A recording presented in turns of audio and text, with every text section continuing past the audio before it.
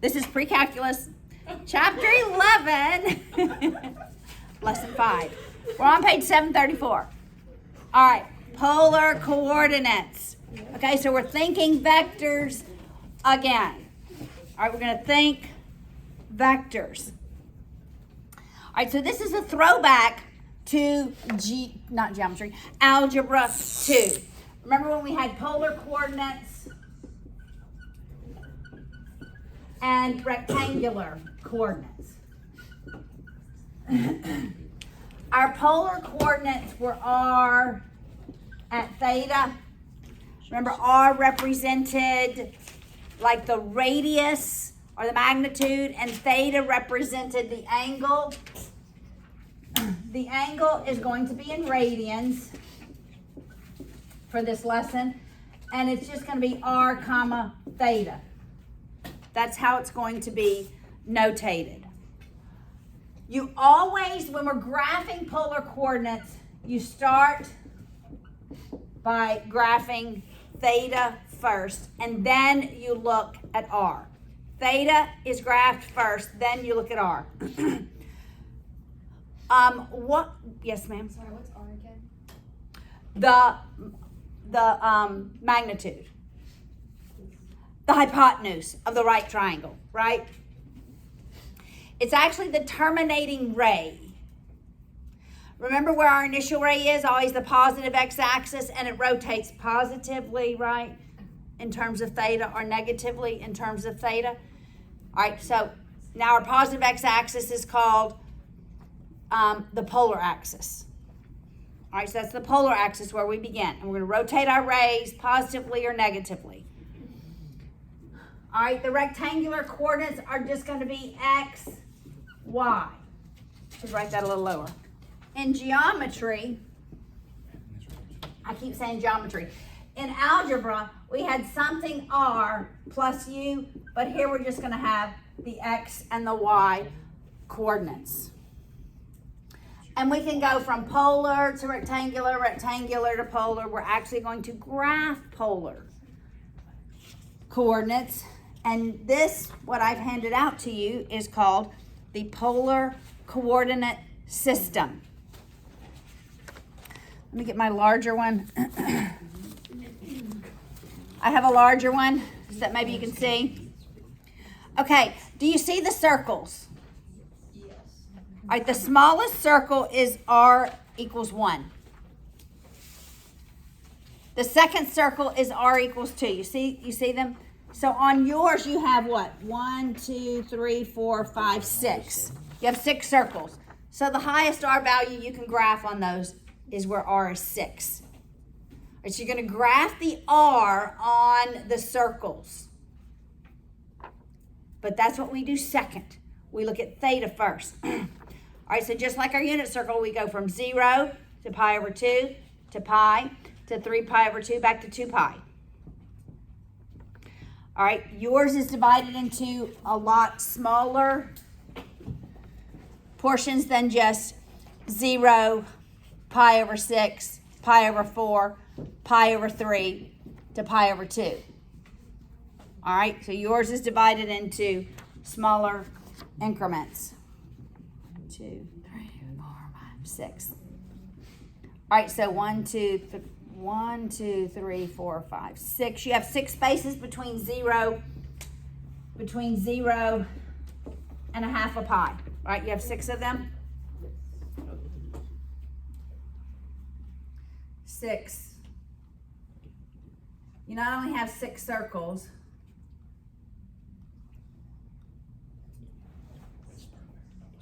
but you have 5 lines, right? 5, 1, 2, 3. I'm gonna run out. 4. We'll put another one down here. 1, 2, 3, 4, 5, 6. You have 6 spaces. Mine's not perfectly spaced. So you need to divide pi over 2 into 6 equal portions. So how do we divide pi over 2 into 6 equal portions?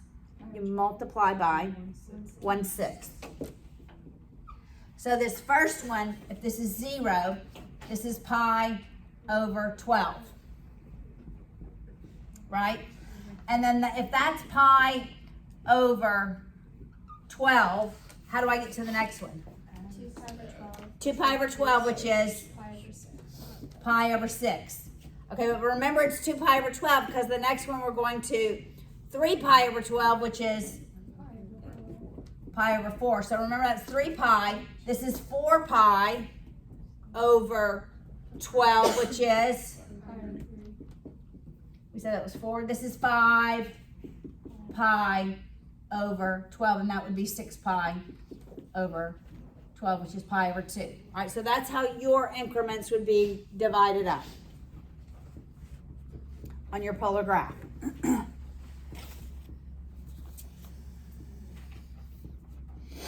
So, for example, if, we'll just look at example 1. If we were to graph the polar coordinates 3, 13 pi over 6, we're going to think of 13 pi over 6 first. All right? So, what quadrants, we've got to think what quadrant. What quadrant is 13 pi over 6 in? Yes, Therese? Is it in the third quadrant? Oh, I'm sorry. It's in the first because it goes a whole 2 pi, right? Which would be 12 pi over 6. It goes around a whole 2 pi and then another 1/6. So that would be 1, 2, 3. So graphing it would look like this. Make sense? That's it.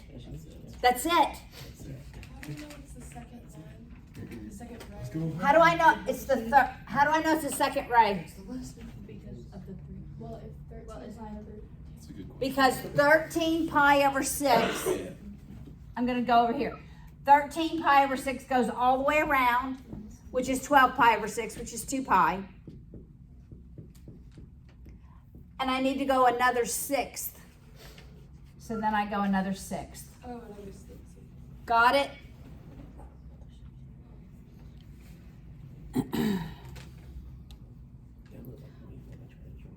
All right. So look at the question, for example, when it says, determine if the coordinates represent the same point as 3 pi over 6. Does this point represent the exact same as 3 comma pi over 6? Exactly the same. Do you remember what we called those? It was at the exact same point. We called them coterminal. Yes, coterminal. It terminates at the exact same point. Yes, coterminal. I don't know why they didn't use that name here, but they didn't. Okay, now let's look at 3 negative 5 pi over 6. Negative's going to rotate which way? Clockwise or counterclockwise? Counterclockwise. So where's negative 5 pi over 6? What quadrant? So doesn't it go clockwise? Clockwise. Did I say counterclockwise? I meant clockwise. I meant counter than normal. Yeah, clockwise. All right, so what quadrant is negative 5 pi over 6 in? Nathaniel. It's in the third. It's in the third quadrant. Good job. So that would be negative 5 pi over 6, or positive what?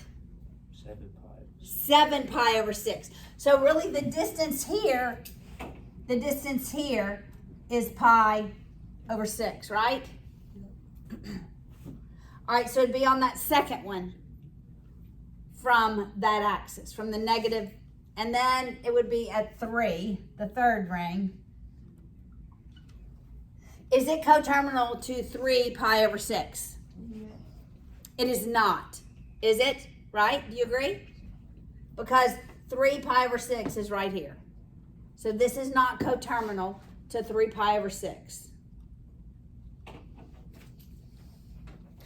All right, the last one, for example 1. What about negative 3, 7 pi over 6? What do we look at first? 7 pi over 6. That's correct. Negative 7 pi over 6. All right, so what? Oh, no, positive 7 pi over 6. What quadrant is positive 7 pi over 6 in? The third quadrant. Actually, it's right here, right? You're going to go all the way around and another pi over 6. Okay, do you remember in Algebra 2 when we had a negative r value? What did we do? Where was the force at? You go the opposite. Yes, the force is at the origin, so you go to the opposite. You go from the origin in the opposite direction. So it's actually right here. So it is coterminal. So both A and C are coterminal to 3 comma pi over 6. So the negative doesn't mean anything? The negative means so much, yes. The negative means the force is at the origin.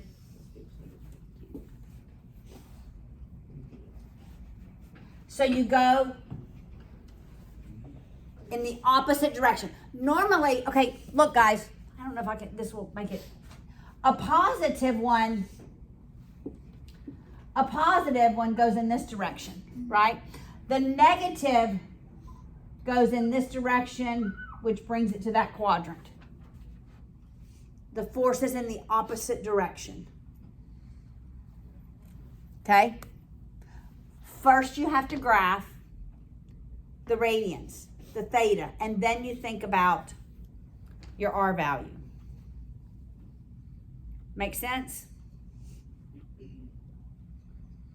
All right, now we're going to go between polar and rectangular. It's just like Algebra 2, and we've already done it in this class. Rectangular is just your x and y values. Polar is your r and your theta. All right, so we're going to convert each point from polar. They're telling us that both of these points are polar, and we're going to rectangular.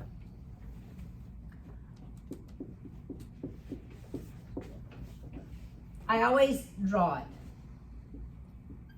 This is pi over 6, or how many degrees? 3. Yes, and the 2 goes there. We do that because then we're going to use our Pythagorean triplets, right, to get our R values. All right, so if it's on the unit circle, we're going to use 1 square root of 3, 2, or 1 square root of 2. All right, so what is this value going to be? 1. And what is this value going to be? So it is square root 3, 1. Okay, y'all, that was pretty easy. Was it an easy one, or are they all like that? They're all pretty easy. What does the first term, what do we always use for the first term, which is your x value? X goes with? Cosine. Y goes with? Okay, lock that in your brain. We're about to, in the next chapter, we're going to see how that plays out. Okay, the next polar coordinates don't look like polar coordinates, but did they tell us they were polar coordinates? Yes, they did. So treat them like polar coordinates. 3, 4. All right. So think about 4. You have to think about what quadrant 4 would be in. This is 0, pi over 2, pi, 3 pi over 2, all the way back to, you think, I think third quadrant. 3/2 of a pi. Well, this is about 3, and this is about 4.5. I mean, that's rough, right? Wait, I'm sorry, how do we know? Pi is 3.14. Oh, yeah. So I just said 3. This is 3. Another half is about 4.5. So 4 has to be in this quadrant. Got it? Do you see what I did? All right. So somehow this goes all the way to 4. But my R value is 3. All right, so to get, I know this is going to be a negative x, that's going to be a negative y. But I need this angle to be able to use the cosine and the sine. Yes? Could you divide 4 by pi to get your angles? Or No. 4 is the angle. 4 is the angle. To get this angle, you're going to take 4 and subtract the value of pi from it. So take 4 minus pi, and we'll get an estimate here.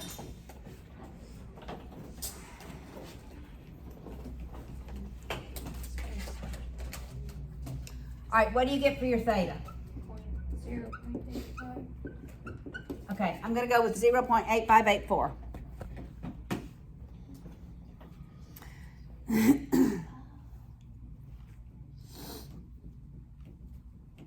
All right, so we're going to do, for the x value, we use cosine, right? So it's 3 times cosine 0.8584. Y'all do that. What do you get?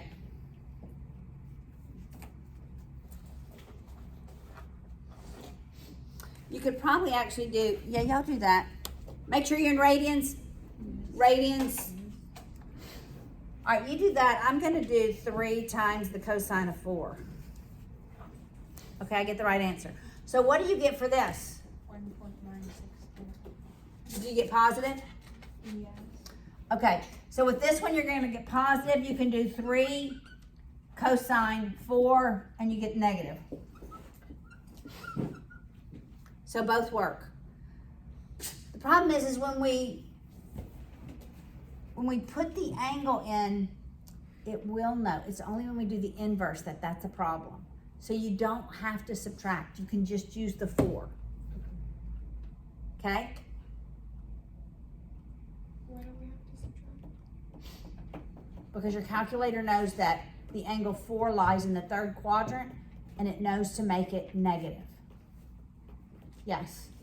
How do we get theta again? Theta is given. It said it's polar coordinates. Polar coordinates look like that.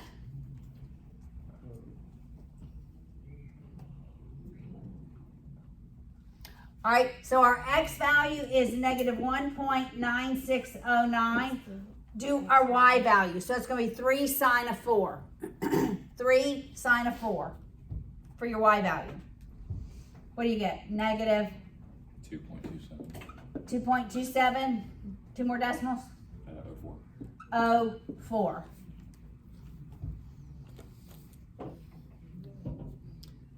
All right, so this 4 feels contrary because it doesn't feel like radians, but radians can be numbers. All right? All right, you got it? So when we're going from polar to rectangular, we're using the cosine and the sine, just like we did in Algebra 2. Polar to rectangular, cosine, sine. All right. Now we're going to go rectangular to polar. Okay, does this feel like Algebra 2? A little bit? This should feel exactly like Algebra 2. All right, rectangular to polar. Now we're going to go rectangular to polar. Now we have, we'll do A and B. Well, we'll do all of them. All right, but we'll start with A. 2, negative 2. All right, when we're going rectangular to polar, we're going to use Pythagorean's theorem and the tangent. Those are the two operations we're going to use. All right, you have to graph it. So it's positive 2, negative 2. So it's here in this quadrant. All right, when this is 2 and this is -2, does your brain already tell you what R and theta are? Is it the square root of 2? Or is it, sorry, never mind. You're close. It's what? Is that what you could say? 2 square root of 2. So it's 2 square root of 2 is my R value. And what is my theta? Yep. So it's pi over 4. Well, that would be in the first quadrant. This one's in the fourth quadrant. Negative. Negative pi over 4. You can do negative pi over 4. What's another option? Yep. 7 pi over 4. Got it? Make sense? The next one is -3, -5. Why did, Go ahead. was it pi over 4? Why didn't we do 10? We just moved. It's on the unit circle. 2, 2, or 1, 1, square root of 2. Okay. Was 2, 2, 2 square root of 2. That had to be 45 degrees. Yeah, you're right. Negative pi over 4. All right? Think about the unit circle. Think, think, think. Remind yourself. All right, this is -3 and -5. That's my R. Here is my theta. All right? We use Pythagorean's theorem. Y'all use Pythagorean's theorem. Okay. Some of you made this error on the test.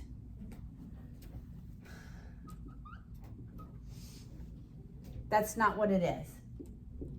It's that.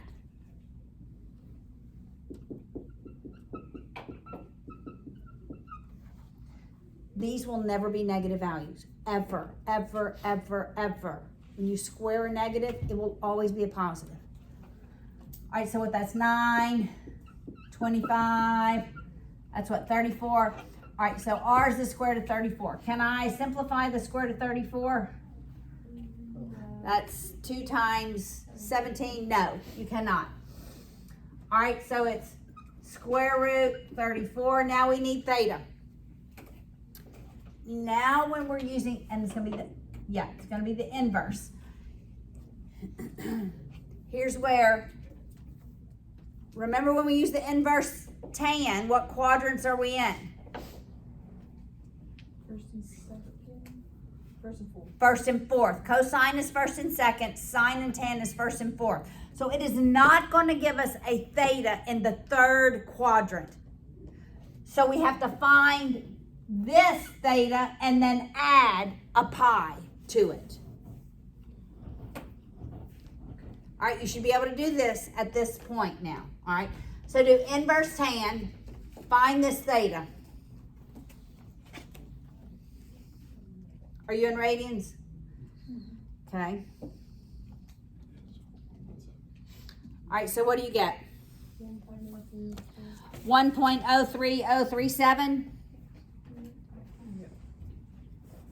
All right, so then you need to add pi to it. So add a pi to it. So what do you get? 4.1719.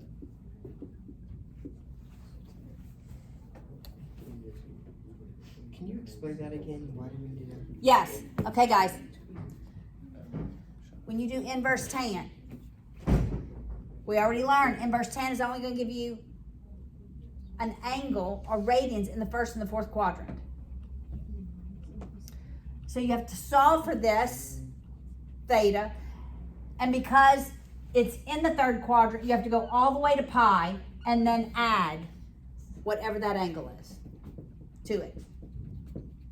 Because if you just give me 1.03, that's in the first quadrant. That is not coterminal to the one we just drew. Yes. All right, you should be a little deeper thinkers at this point, right? Engaging your brain, knowing what quadrant you're in, knowing what the range of theta should be in that quadrant. Recognizing if you get a smaller value, that is wrong. Yes. Will the angle ever be negative? That's not possible, right? It is possible. We just did negative pi over 4. Like theta. Will theta be negative? Theta can absolutely be negative. That's when it rotates The other way? clockwise. Oh, yeah. Okay. So which theta are we talking about? Are we talking about the smaller one or the bigger one? This theta has to be coterminal to these rectangular coordinates. So this theta better be in the range of the third quadrant, between pi and 3 pi over 2. Got it? We use this theta to get the real theta.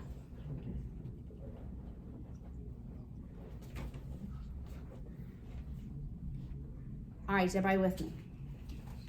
Okay, thank you. All right, let's do the next one.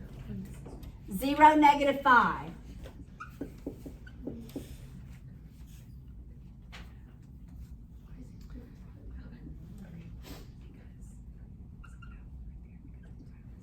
Okay. All right. It's an odd one, isn't it? Okay. Well, is our R value negative if we're rotating, if we're thinking of going in this direction? No, so our R value is going to be positive 5. Because the force is towards that downward, that axis. Okay? Now, this is on the unit circle, so what is theta going to be? 3 pi over 2. All right, this is not going to be negative, because if you did negative 5, 3 pi over 2, where's that? Up here. It's up here, isn't it? Could you do negative 5 and then negative 3 pi over 2? Would that like? Yes, you absolutely could, because you would do negative 3 pi over 2, negative 5. Whoa. Okay, yeah. They're coterminal, right? There are different ones. You could have done 5, negative pi over 2. Right? Got it? All right, negative 2, 4.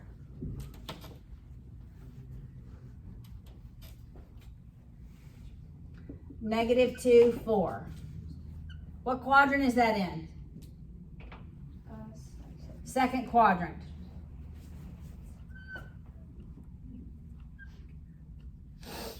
So here is the theta we're looking for.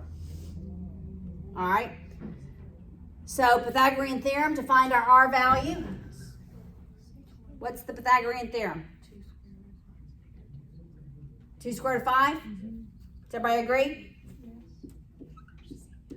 All right, let's get our theta. All right, we need this angle because we need to go all the way to pi and then back. Yes, yes. All right, so using the tan, guys, ignore the signs when you use the tans. It's going to give it to you in the wrong quadrant. Ignore the signs. You just want that angle. All right, so what's the inverse tan of 2, really? 4 over 2. What do you get? 1.107. 1.107. All right, so now take pi minus that value. Could you add? Oh no. If you add pi, you're going to move it to the third I quadrant. added pi over 2, but that makes sense because you can't do that. So what do you get? What do you get, Jake?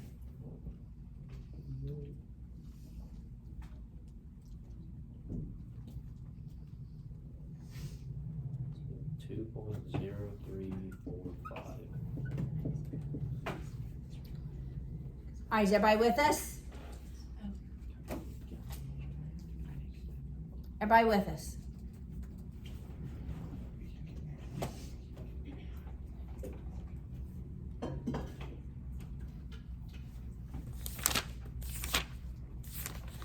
All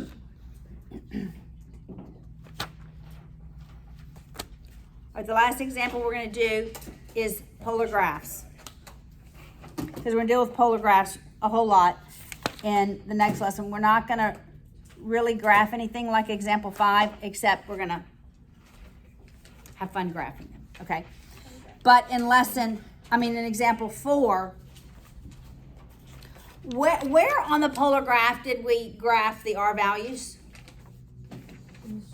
On the circles, right? So this first, I'm just drawing. Every spot on that first circle, what's the value of R? 1. So if I want to graph R equals 1, It's a whole circle. it's a whole circle where it intersects 1. If I want to graph R equals 4, it's a whole circle out to 4.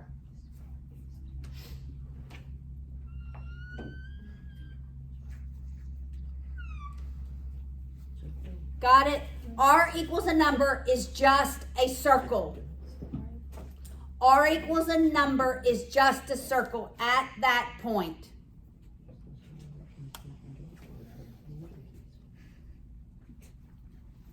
Now where's theta? Where did we graph theta on this coordinate system? On the lines. So theta equals radians is a line. Okay? So theta equals some radians is a line. So if we were to graph theta equals pi over 6, then you would go here, right? But it would also be on here. Because this would represent, this part of the line would represent what? Negative R's. That is correct. So this part of the line on this side of the origin represents your positive R values, but this side represents your negative R values. So this would be theta equals pi over 6. What would theta equals 2 pi over 3? What would that look like? Go from what quadrant to what quadrant? What 2 quadrants would it be in? The line. Would any line be in the first quadrant? No. Second quadrant? No. Straight. It would just be over. Is it in a Okay, quadrant? 2 pi over 3. Oh, yeah. Not 3 pi over 2. In the second quadrant. Second quadrant to the fourth quadrant. So it would be more like this. Y'all were thinking 3 pi over 2.